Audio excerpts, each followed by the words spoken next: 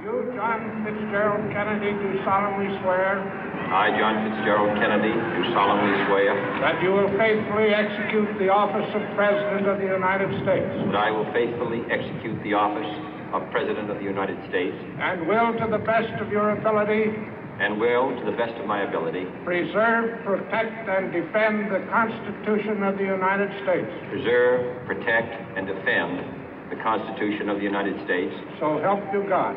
So help me God.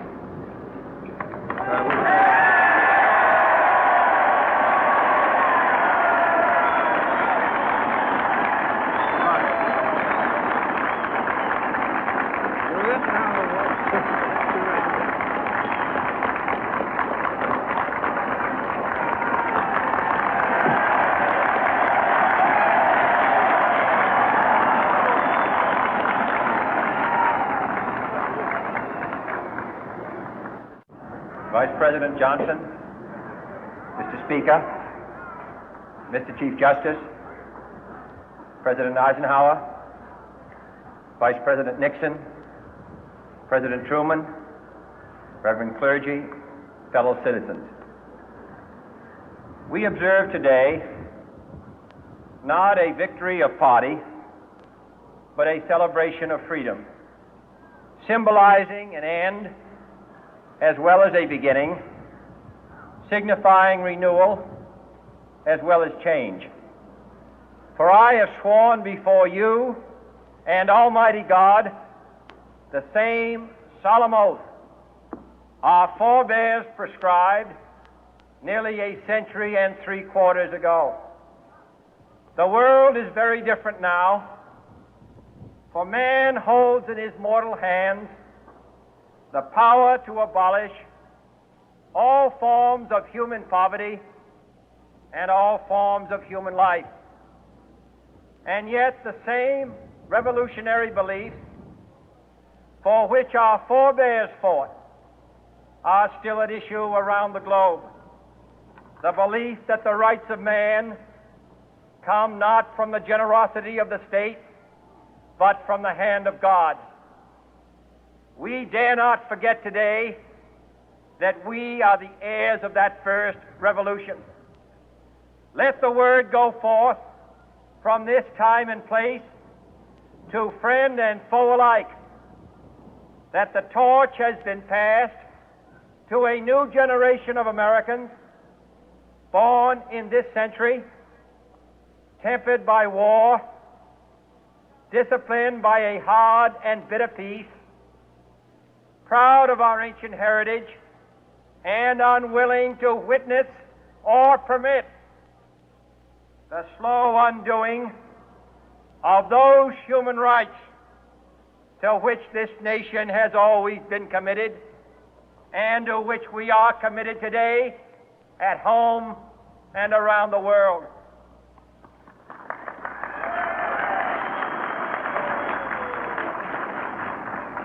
Let every nation know, whether it wishes us well or ill, that we shall pay any price, bear any burden, meet any hardship, support any friend, oppose any foe to assure the survival and the success of liberty.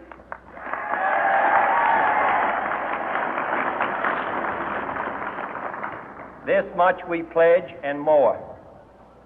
To those old allies whose cultural and spiritual origins we share, we pledge the loyalty of faithful friends. United, there is little we cannot do in a host of cooperative ventures. Divided, there is little we can do, for we dare not meet a powerful challenge at odds and split asunder. To those new states whom we welcome to the ranks of the free, we pledge our word that one form of colonial control shall not have passed away, merely to be replaced by a far more iron tyranny. We shall not always expect to find them supporting our view, but we shall always hope to find them strongly supporting their own freedom, and to remember that in the past, those who foolishly sought power by riding the back of the tiger ended up inside.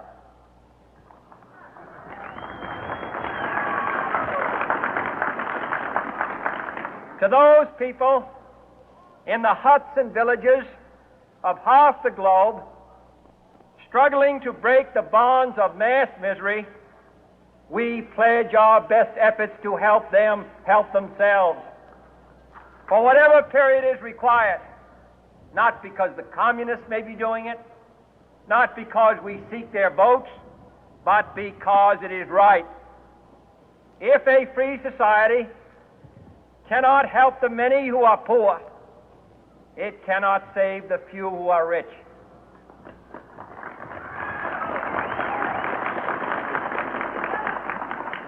To our sister republics south of our border, we offer a special pledge to convert our good words into good deeds, in a new alliance for progress, to assist free men and free governments in casting off the chains of poverty.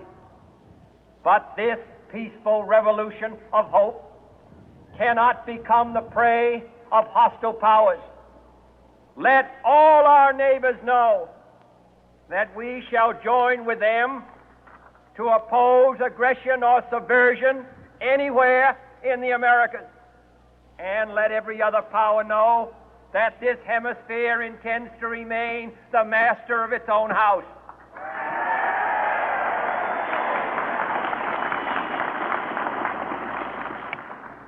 To that World Assembly of Sovereign States, the United Nations, our last best hope, in an age where the instruments of war have far outpaced the instruments of peace, we renew our pledge of support to prevent it from becoming merely a forum for invective, to strengthen its shield of the new and the weak, and to enlarge the area in which its writ may run.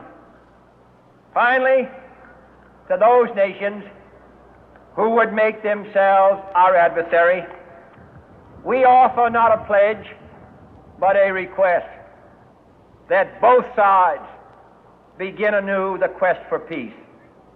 Before the dark powers of destruction, unleashed by science, engulf all humanity in planned or accidental self-destruction, we dare not tempt them with weakness, for only when our arms are sufficient beyond doubt can we be certain beyond doubt that they will never be employed.